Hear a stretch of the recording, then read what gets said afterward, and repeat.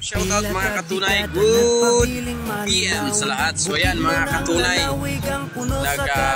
nag-aambon na dito. So shoutout po sa Bukidnon Clothing Apparel. So sa man asa nag-sponsor ng jacket na ito para maiwasan ko po yung lumig. So ayan mga katunay, kung inyong namamasdan, dito po yung kanilang health center. At nakikita ko po dito yung mga pine tree. So hindi lang isa, marami po. At ika nga, bukas siguro hindi lang isang puno, dalawang puno, tatlong puno ang makikita ko na pine tree pagdating ko ng Dahilayan. Dahil ika nga, ang Dahilayan po punong-puno ng paligid niyan, may mga puno ng pine tree. So kaya po malamig daw doon. So mas grabe talaga yung jacket na pinadala sa atin. So magagamit ko lahat. So isa ang Bukidnon na clothing apparel at isa din po yung binigay ng jacket noong nandun tayo sa residence nila ni Sergeant Laruco.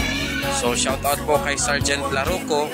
So yung mga jacket na binigay na doon sa kanilang bahay ay magagamit ko din po pagdating doon sa Dahilayan. Dahil ang lamig daw, hindi talaga baka hindi ko kayanin kasi first time ko na makapunta sa ganitong mga lugar.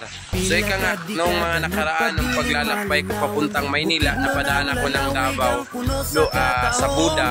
So doon palang sa Buda, tatlong jacket ko din po nagamit doon. Pero dito iwan ko lang, siguro itong 5 jacket ko, ito siguro masusuot ko.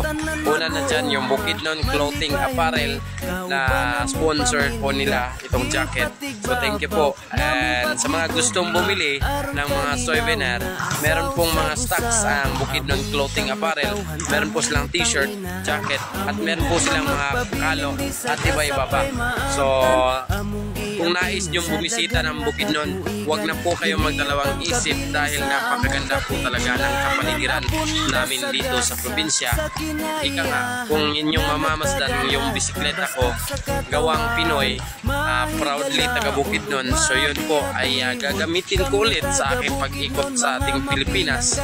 So maraming nagsasabi napaka-imposible, pero kaya yan sa tulong at suporta ng ating Panginoong may kapal at ika nga ng sambayan ng Pilipino na naninirahan dito sa probinsya ng Bukidnon. So ayan mga katunay, maraming mga kabataan ngayon na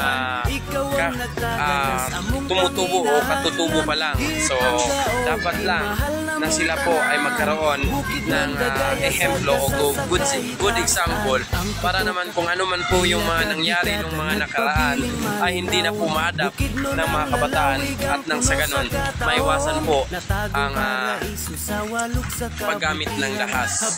Kung meron man pong problema, hindi po yan magtatagal kung ilagay lang po sa maayos na usapan.